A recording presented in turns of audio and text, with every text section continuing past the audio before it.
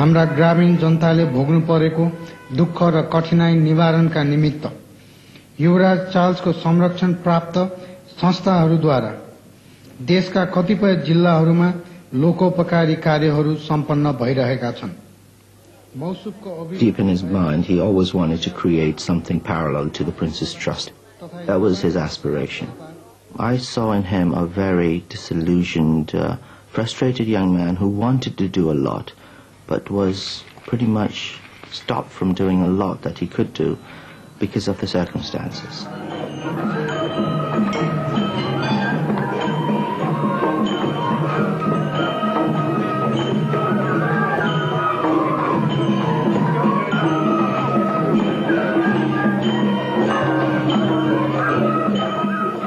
He would not have vented his frustration against his parents in public.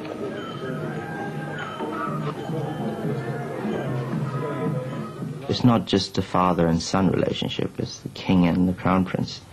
So this is a completely different plane altogether.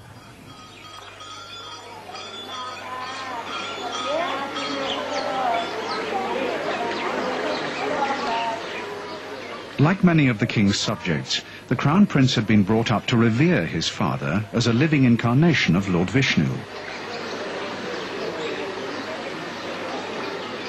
But as with his mother, a rift was beginning to tear Dipendra and his father apart. The reason was political. By the year 2000, Nepal was sliding into chaos as Maoist guerrillas gained footholds in many of the poorer parts of the kingdom. In his coronation speech, the king had spoken of his desire to see the hungry fed, the naked clothed, and the sick tended. But after 25 years of promises, his subjects were looking elsewhere for salvation. Putting his faith in parliamentary democracy, the king refused to send in the army to crush the rebels. But his son Dipendra began to believe the only solution to his country's problems was force. Fearing revolution, he began to stockpile weapons in his bedroom.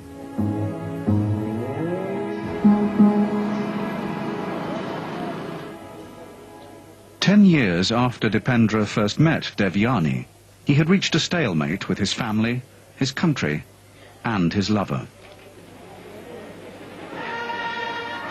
Worst of all, his parents now faced him with an impossible choice: his royal position or marriage to Devyani Rana. He could not have both. Clearly, he was bent on marrying Devyani, but if he were to be told, you can do that, but then you lose your royal privileges, for a man like Dipendra, that would be losing a lot, because what he had to show to the world more than anything else was his royal status. The Crown Prince was further humiliated when his younger sister, the king's favourite, Princess Shruti, produced the first royal grandchild.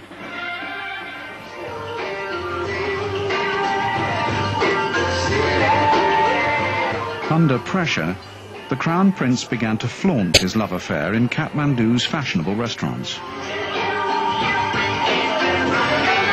He started to drink more heavily and to smoke marijuana.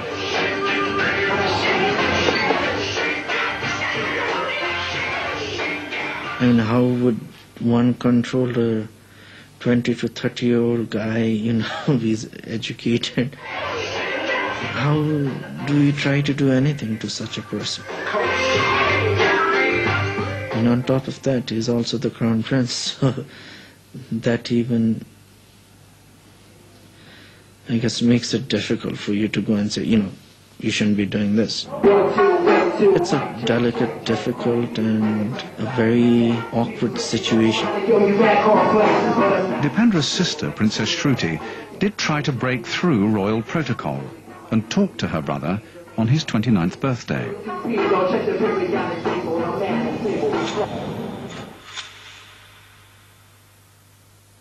Nobody hates anybody. Nobody. I mean, I've never heard of anybody hitting anybody. Her case was the first case when she came and said, look, my brother hit me and she had a bruise here. And I was like, my God, I mean,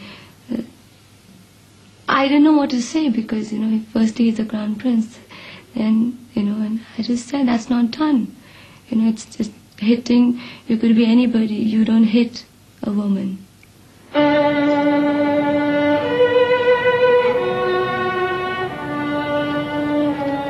Princess Shruti had left her brother's party with bruises on her face.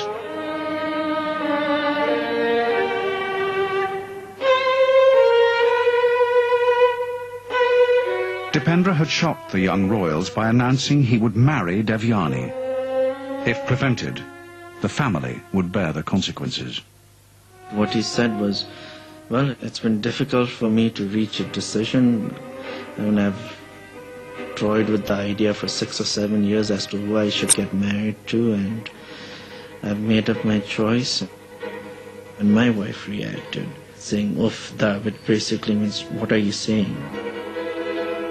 Then he just literally ran across and he just caught her by her throat and pushed her to the ground and was right about to kick her. And she was about 5 months pregnant then. And I really could not do anything because that would be considered inappropriate for me to do because he's the Crown Prince. He was literally shouting, you're either with me or you're not with me. And anyone who gets in my way, I'll finish them, literally kill them, whether it be my father, mother, finish the monarchy and bring down the institution with me. The threat was so sinister that those present found it unbelievable.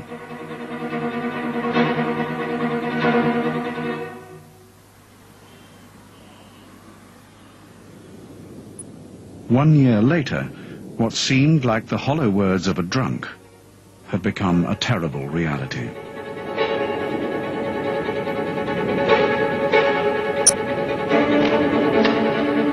I saw the king just put up his hand and the look he gave his son.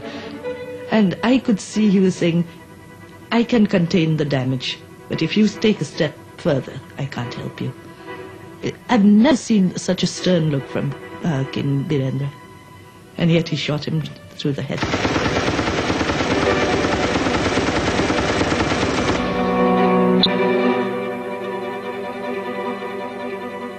Dipendra now turned towards his sister.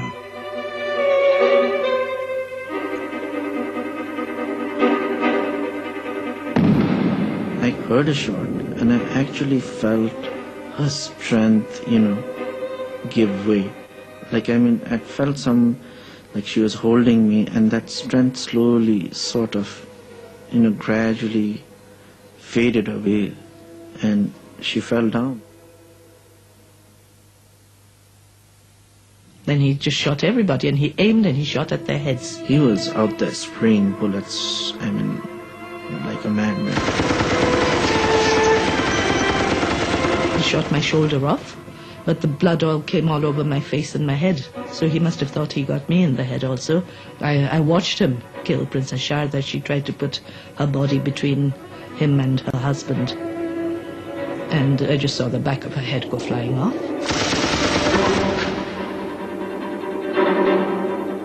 And he just went around kicking some bodies and just shooting them from close range at their heads, and just to ensure that